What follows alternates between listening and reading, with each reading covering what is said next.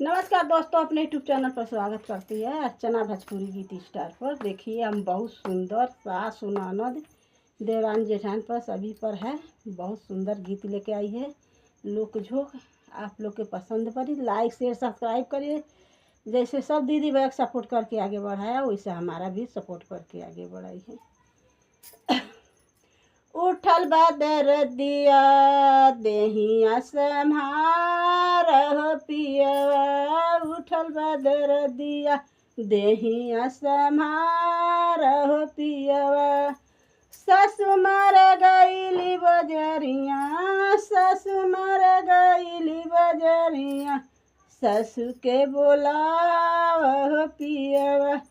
ससु मर गईली बजरिया, ससु मर गईली बजरिया, ससु के बोलाव पियवा। ससु के बोलाव देवता मनाव पियवा, ससु के बोलाव देवता मनाव पियवा। उठल बदर दिया देहिया सम्हार पियवा, उठल बदर दिया देहिया सम्हार पियवा।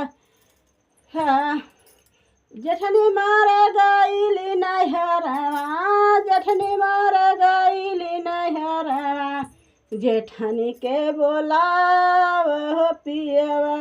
जेठनी मार गईली नैहरवा, जेठनी मार गईली नैहरवा, जेठनी के बोलाव पियवा।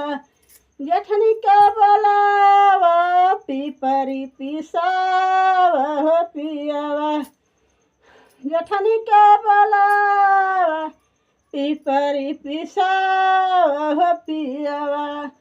उठल बदर दिया देहिया सम्हार पियवा, उठल बदर दिया देहिया सम्हार पियवा। नंद मर गईली ससुरवा, नंद मर गईली ससुरवा, ननदो के बोलाव पियवा। नंद मर गईली ससुरवा, ननदो के बोलाव पियवा।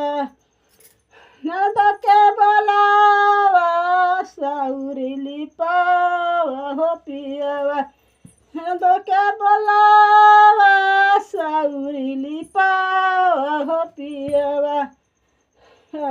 उठल बदर दिया देहिया सम्हार पियवा, उठल बदर दिया सम्हार पियवा, उठल बदर दिया देहिया सम्हार पियवा। देखिए बहुत सुंदर है। देखिए दोस्त, हम हाफे लगता है गीत गाने में अकेली चलता नहीं है।